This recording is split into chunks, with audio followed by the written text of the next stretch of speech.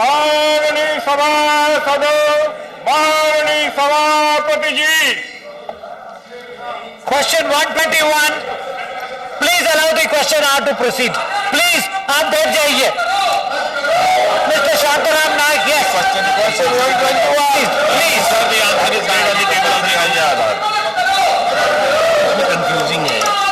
Chairman sir, the answer is laid on the table of the Aadhaar. Don't do that, please. Don't do that. Go back into the back, please. No, please don't do that.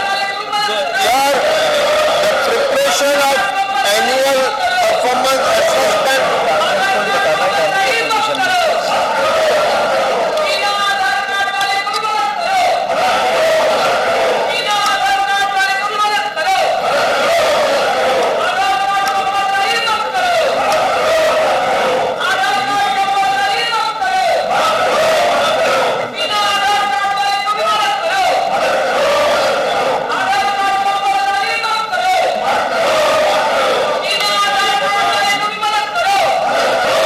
Please sit down.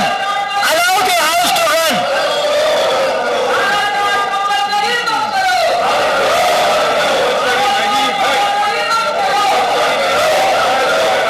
You have said it.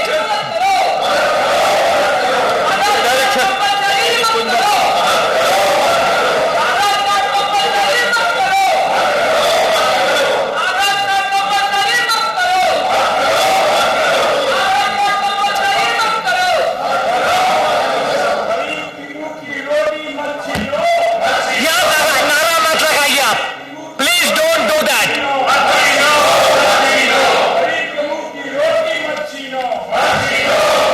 House is adjourned till 2 p.m.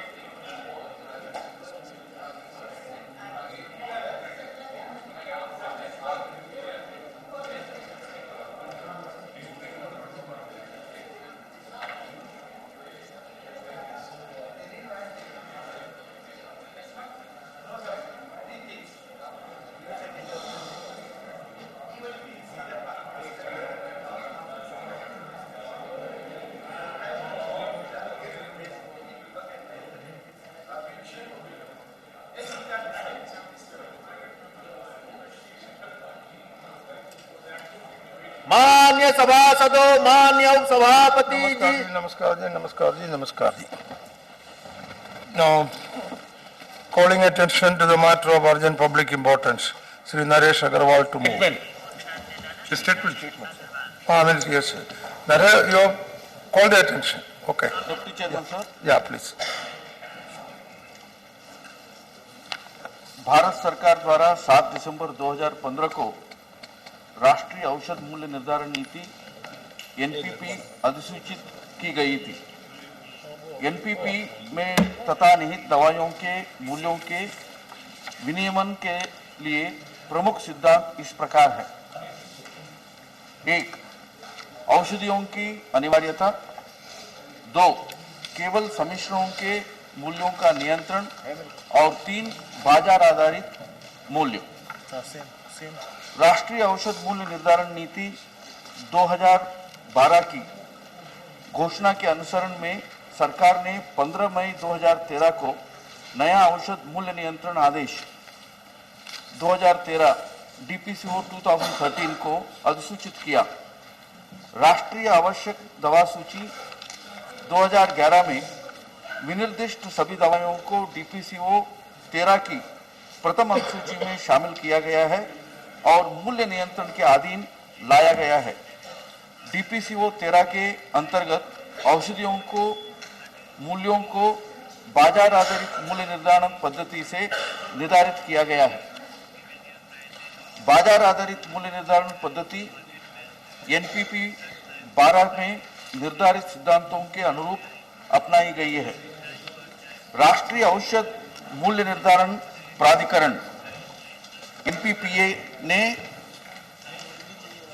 NLEM 11 के अंतर्गत दिनांक 29/2/16 की स्थिति के अनुसार DPCO 13 की प्रथम अनुसूची के अंतर्गत 530 दवाइयां, उसमें हृदय वाहिका, हृदय रोग, मधुमेह, एचआईवी एड्स, तपोदिक, कैंसर और किडनी रोग की दवाइयों सहित के मूल्य निर्धारित किए गए हैं।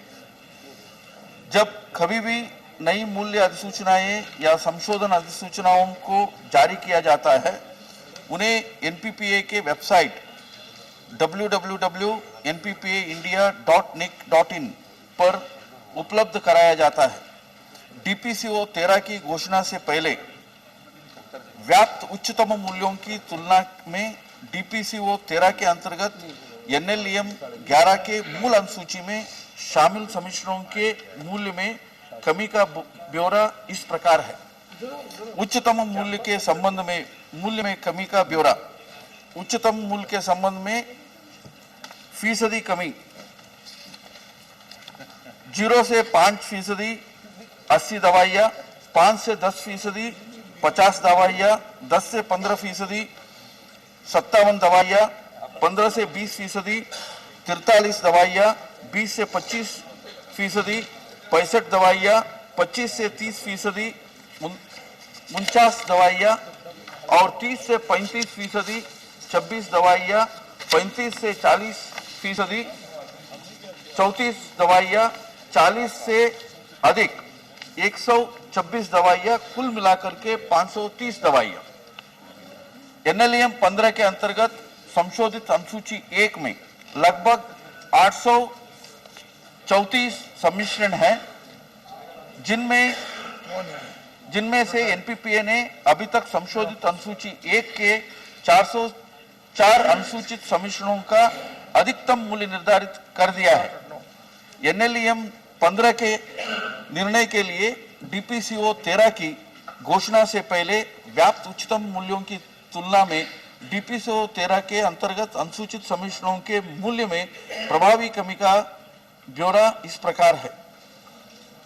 एनएलईएम 15 के अंतर्गत प्रभावी मूल्यों में कमी दर्शाने वाले विवरण: 0 से 5% 75 दवाइयां, 5 से 10% 47 दवाइयां, 10 से 15% 50 दवाइयां, 15 से 20% 51 दवाइयां, 20 से 25% 53 दवाइयां, 25 से 30% 36 दवाइयां और 30 से 35% 29 दवाइयाँ, 35 से 40%, 17 दवाइयाँ और 40 से ऊपर 46 दवाइयाँ, कुल मिलाकर के 404 दवाइयाँ। संशोधन मूल्य निर्धारण के कारण डीपीसीओ 13 से उपभोक्ता को हुई बचत इस प्रकार है। एनएलएम 11 के तहत 530 अनुसूचित दवाइयाँ, शेड्यूल्ड ड्रग्स, उसका दाम कम करने के कारण उपभोक्ताओं को 2,422 करोड़ रुपए बचत हुई है। नहीं पढ़ लूंगा पूरा, ये पढ़ना जरूरी है। नरेश जी, You don't want to read it? क्योंकि पहली बार मैं हिंदी में पढ़ रहा हूं, पहली बार हिंदी में पढ़ रहा हूं।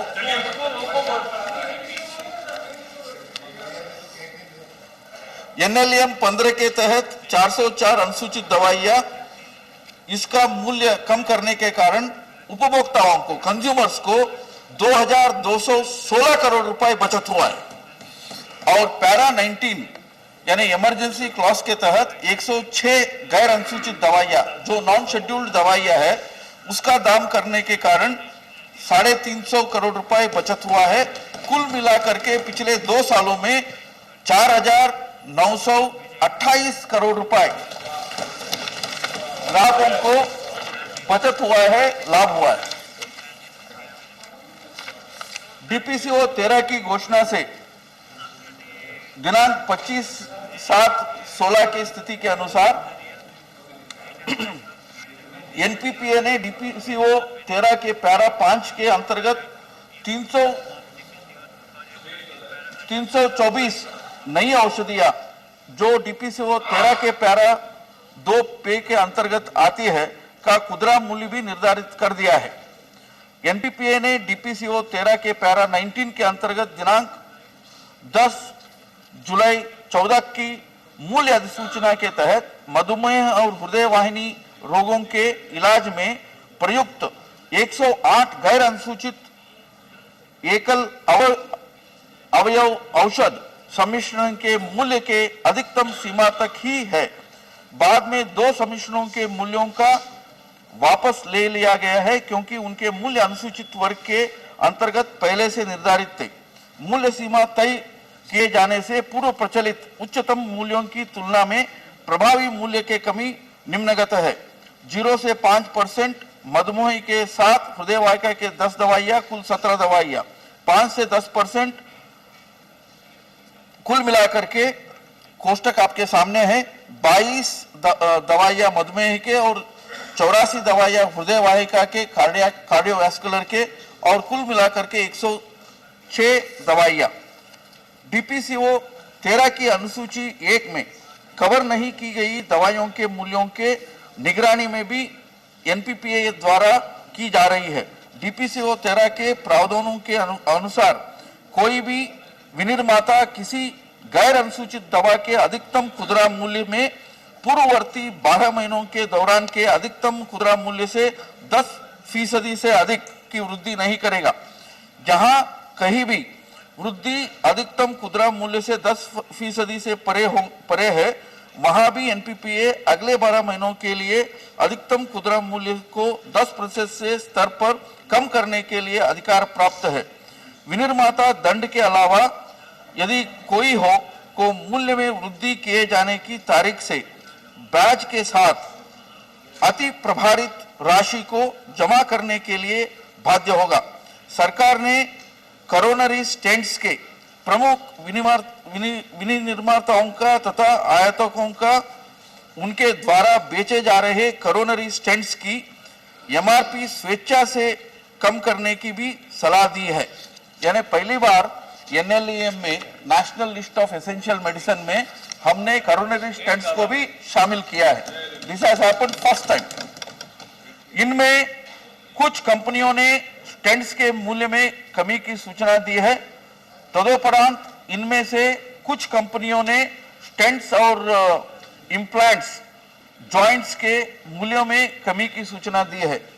वाहनीय मूल्य और उत्तम गुणवत्ता युक्त दवाइयों की उपलब्धता भारत सरकार के लिए एक उच्च प्राथमिकता वाला क्षेत्र है और इस बात को ध्यान में रखते हुए भारत सरकार ने कई कदम उठाए हैं। इनमें शामिल है एक संशोधित राष्ट्रीय आवश्यक दवा सूची NLEM national list of essential medicine 2015 तैयार करना और सूची में और दवाइयां शामिल करना, थोक मूल्य सूचकांक में गिरावट के परिणाम स्वरूप NLEM में शामिल की गई दवाइयों के मूल्य में हाल में कमी आई है। भारत जेनरिक औषधियों के सबसे बड़ा विनिर्माताओं में से एक है और औषध विभाग जेनरिक दवाइयों की बिक्री उनके अधिकतम खुदरा मूल्य के मात्र एक अंश पर करने के लिए 3000 जन औषधि बिक्री केंद्र खोलने का लक्ष्य रखता है। हमने इस बजट में नहीं मैं बोल दूंगा। अच्छा MCI की आचार नीति समिति विनियम को संशोधित कर निम्नलिखित शामिल करने का प्रस्ताव है। प्रत्येक चिकित्सक को जेनरिक नाम से स्पष्ट रूप से तथा हो सके तो बड़े अक्षरों में नुस्खा पर्ची लिखनी चाहिए और साथ ही यह भी सुनिश्चित करना चाहिए कि नुस्खा पर्ची तथा दवाई यानी प्रिस्क्रिप्शन दवाइयों का उपयोग तर्कसंगत हो रहा है। विभाग ने चिकित्सकों के लिए जेनरिक दवाइयों का नुस्खा लिखना और फार्मास्यूटिस्ट को नुस्खे में लिखी गई ब्रांड नाम की दवाइयों के बदले जेनरिक दवाइयां देने की अनुमति अनिवार्य बनाने का विषय स्वास्थ्य एवं परिवार कल्याण मंत्रालय के साथ उठाया है। उपयुक्त उल्लिखित उपाय सामान्य रूप से जनता को गुणवत्ता युक्त औषधि वहनीय मूल्यों पर उपलब्ध कराने के लिए सरकार की आग्रहप्रिय भूमिका प्रदर्शित करती है। धन्यवाद। Okay, thank you very much. Now, Naresh Agarwal ji, one minute. Today, I have already told names, and today, you know, we have a tight schedule. Therefore, I am not receiving any new name, as I will be strictly adhering to the direction of children, told name. So, 5 minutes. सारी आचार संहिता हमारे ऊपर लागू होती है। सदन में कुछ लोग ऐसे हैं जो बिना नियम के जो चाहे उठा लें वहां पे लागू कर देते हैं।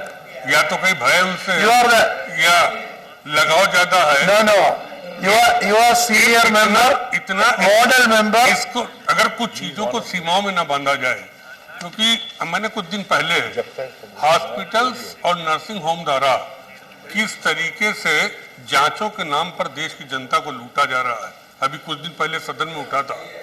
आज हम उसको बताते हैं कि दवाइयों के तत्व से किस तरह और जनता को लूटा जा रहा है। और श्रीमान छोटा मोटा नहीं है, हजारों करोड़ का खेल है, कुछ छोटा मोटा खेल नहीं है।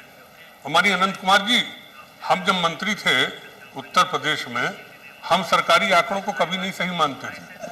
मैं जनता के आंकड़ों को सही मानता था और मैं सरकारी आंकड़ों को ठुकरा देता था, क्योंकि मैं जानता था कि सरकारी आंकड़े कभी सत्यता को नहीं बताएंगे। आपने भी जो पढ़ा कि आप हेल्थ डिपार्टमेंट से कोशिश कर रहे हैं, आपने वहां ये प्रस्ताव रखा, आप कह रहे हो हमने चिकित्सक से कहा कि जेनरिक दवा लिखना तुम्हारे लिए जरूरी है। आपने कहा कि 1000 दवाओं का हमने दाम कम करा दिया। 93,000 ब्रांड के नाम की दवाइयां हिंदुस्तान में बिक रही हैं। 93,000 आपने 1000 कर दिया तो क्या कर दिया? आपको मालूम है कि अस्पताल, डॉक्टर्स और रिप्रेजेंटेटिव और मेडिकल शॉप्स चारों मिलकर कितना बड़ा खेल खेल रहे हैं। एक कंपनी सिप्ला का एक उदाहरण आपको देता हूं। एक दवा को सिप्ला 3 नाम से बनाती है और तीनों के अलग अलग दाम रखे हैं।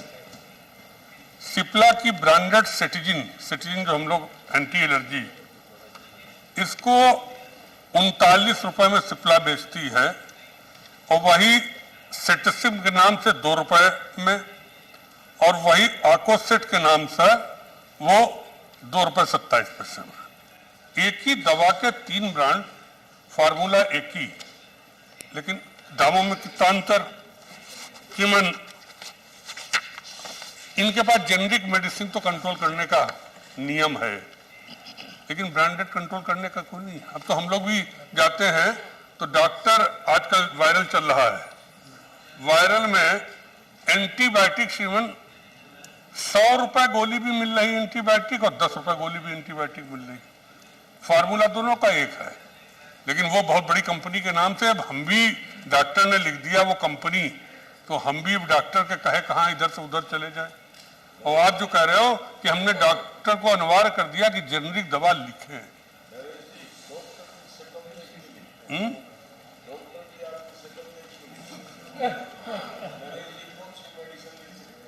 तो मैं जो कह रहा हूं, मैं आपके सामने उदाहरण रखूं, डाइक्लोफेनिक जेनरिक 2 रुपए 29 पैसे, ब्रांडेड 25 से 29 रुपए। पैरासीटामोल जो बहुत बुखार के लिए बहुत इंपॉर्टेंट, जेनरिक 1 रुपए 24 पैसे और ब्रांडेड 23 रुपए से 41 रुपए के बीच में। एजिथ्रोमाइसिन जेनरिक 58 रुपए, ब्रांडेड 308 रुपए। यहां तक एक प्रोक्लिटेक्सल आता है इंजेक्शन, जेनरिक 338 रुपए का और ब्रांडेड 4000 रुपए का। क्यों अस्पताल में चले जाएं, भर्ती कर लेते हैं और कर लगे 6 दिन हमें दवा देनी है और एक एक इंजेक्शन की कास्ट 6-6 हजार रुपए लगाते हैं, जबकि अस्पताल में दूसरी जगह चले जाएं तो वही इंजेक्शन की कीमत 200 रुपए से 300 रुपए होती है। इस तरीके से खिलवाड़ हो रहा है और मंत्रालय, स्वास्थ्य मंत्रालय और इनका केमिकल मंत्रालय दोनों अपने को असहाय एक तरीके से मान रहे हैं। मैं नहीं कह रहा हूं कि 2 साल में सब कुछ हुआ, बहुत हो रहा है, लेकिन कोई ना कोई तो रोकेगा कि कौन जिम्मेदारी लेगा। हम ये नहीं कहेंगे आप कांग्रेस में थोप दो कि इतने साल वो सत्ता में रहे, उन्होंने क्यों नहीं किया, हमारी कोई जिम्मेदारी नहीं, भी तो हमें 2 साल हुआ। कोई तो व्यक्ति ऐसा खड़ा होगा जो इन सब चीजों पर रोक लगाएगा।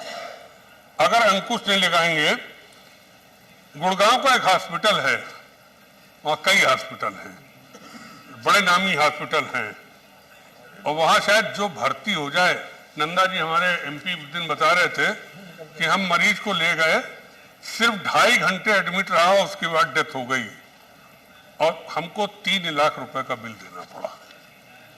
और उसके साथ साथ और भी हो रहा है कि पेशेंट मर जाए, बॉडी जब तक नहीं देंगे जब तक रुपया वसूल नहीं लेंगे। और इससे दर्दनाक क्या होगा, इससे दर्दनाक और क्या होगा श्रीमान?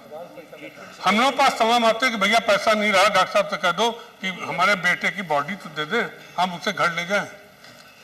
और क्या मजा किससे ज्यादा देश में होगा? भाई एडवांस तो ले ले, कि बॉडी नहीं देते। अगर 1000 रुपए भी कम रह गया तो बॉडी देने से मना कर देते, कहते नहीं बॉडी नहीं मिलेगा। अपोलो में तो मर्चरी में तुरंत डाल देंगे, उसके बाद कह देंगे पहले बिल जमा कर जाओ, उसके बाद हम बॉडी देंगे। तो मैं मंत्री जी आपसे कहना चाहता हूं कि मैं आपके आंकड़ों पर नहीं जाता, नहीं तो मैं इतनी दवाइयां मेरे पास है जिनके नाम मैं यहाँ रखूं तो बहुत टाइम लगेगा, अभी बहुत लोग बोलने वाले हैं। तमाम मिसालें मेरे पास है कि कौन कौन पेशेंट कहाँ कहाँ हॉस्पिटल गया, गुड़गांव के हॉस्पिटल का रेट क्या था, दिल्ली का क्या था, बंबई का रेट क्या था, उसी दवा का, उसी पेशेंट का और उसी मर्ज के दवाओं के अलग अलग अस्पतालों में, और कितना भारी अंतर हुआ। तो क्या आप कोई ऐसी नीति बनाएंगे, जैसे आपने कह दिया, आपने जो अपना स्टेटमेंट दिया है उसमें लिख दिया पैरा 7 में कि डीपीसीओ 213 की अनुसूची 1 में कवर नहीं की गई दवाइयों के मूल्य की निगरानी भी हमारे द्वारा की जा रही है।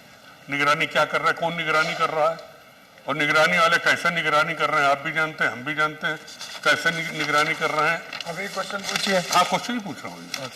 दूसरा, आपने लिख दिया प्रत्येक चिकित्सक को जेनरिक नाम से स्पष्ट रूप से तथा हो सके तो बड़े अक्षरों में नुस्खा पर्ची लिखनी चाहिए, और साथ में यह भी सुनिश्चित करना चाहिए कि नुस्खा पर्ची तथा दवाइयों का उपयोग तर्कसंगत हो रहा है कि नहीं। हम आपको किसी डॉक्टर का पर्चा ला दें, अगर आप पढ़ लें, आप मंत्री हैं विभाग के, वो तो पता नहीं फार्मेसिस्ट कैसे पढ़ लेता है, उन लोगों को सबका कोट है, नहीं तो आप तो दवाई नहीं पढ़ सकते। हम आप तो अभी कह रहे हैं कि हमने कहा मोटा मोटा लिखो कि ये दवा कौन सी, इसकी जेनरिक दवा कौन सी, उनकी लिखी हुई दवा नहीं पढ़ सकते हम। अब दूसरा डॉक्टर नहीं पढ़ सकता है, आपके अधिकारी बैठे वो भी हमारी बात से सहमत होंगे। तो आपका आदेश कहाँ रह रहा है? Sir, he is speaking नहीं सुनो, मैं इशू पे बोल रहा हूँ। That's why I gave more time. मैं इशू पे बोल रहा That's why हूँ। इसलिए ज्यादा टाइम दिया. मैं कोई भाषण पे नहीं बोल रहा हूँ। दे दीजिए सर, दे दीजिए। बहुत ठीक समय होगा। आपने लिखा विभाग ने चिकित्सकों को मेरे भी बात बोल रहे हैं। दवाइयों का लिखना, आपने फिर लिखा है कि विभाग ने चिकित्सकों के लिए जेनरिक दवाइयों का नुस्खा लिखना और फार्मासिस्टों को नुस्खों में लिखी गई ब्रांड नाम की दवाई के बदले जेनरिक दवाइयां देने की अनुमति अनिवार्य बनाने का विषय स्वास्थ्य मंत्रालय के साथ उठाया है। तो कब उठाया, इस पर डिसीजन कब होगा? आखिर कोई डिसीजन तो होगा, खाली आपने अगर उठाया, उठाने काम तो हम लोगों का आपका नहीं है। हमारा भी काम आप ले लोगे तो फिर हम कार ले जाएंगे। हम तो बहुत कहते हैं कि हम लोग डाकिया हैं, डाक लिखने का काम हमारा है। अब वो भी अधिकार अगर हमारा ले लिया जाएगा तो फिर साहब हम लोग की हैसियत क्या रह जाएगी? तो हमारा काम आप मत कीजिए, आप बैठ के निर्णय लें। मैं पूछना चाहता हूं तीनों में कि जो आपने चीजें लिखी हैं इनकी अनिवार्यता कब करेंगे? और आज आप हर चीज में जब जेल ला रहे हैं, मैं देख रहा हूं इधर इनकम टैक्स में भी जेल, जीएसटी में भी जेल, रियल एस्टेट में भी जेल, तो इसमें भी जो लोग मिले हुए हैं उनको जेल भेजने का कोई प्राविधान आप रखेंगे कि नहीं रखेंगे? मैं आपसे इतना पूछता हूं। Okay, thank you very much. Now, Sri Tiruchi Shiva, 2, maximum 3 minutes, not more than that. Put only questions. Sir, I don't want to go into the drug policy 1994 or the National Pharmaceutical Pricing Policy 2002 or 2012. So in the year 2015, the government allowed the pharmaceutical companies to hike the rates of 509 essential medicines which are used to treat now common ailments like diabetes, hepatitis and cancer. So this has hiked the prices by 3.84%, which they say fall in line with the wholesale rate price index. Sir, a larger part of the population belonging to the poorer sections of the society find it extremely difficult to afford to the expensive this category of medicines. So, right, we accept, we agree, we appreciate the government has launched in the year 2008 Jan Aushadhi stores, where you get these generic medicines available at lower prices but are equivalent in potency to the branded expensive drugs. But what is the reality, sir? It's very sweet.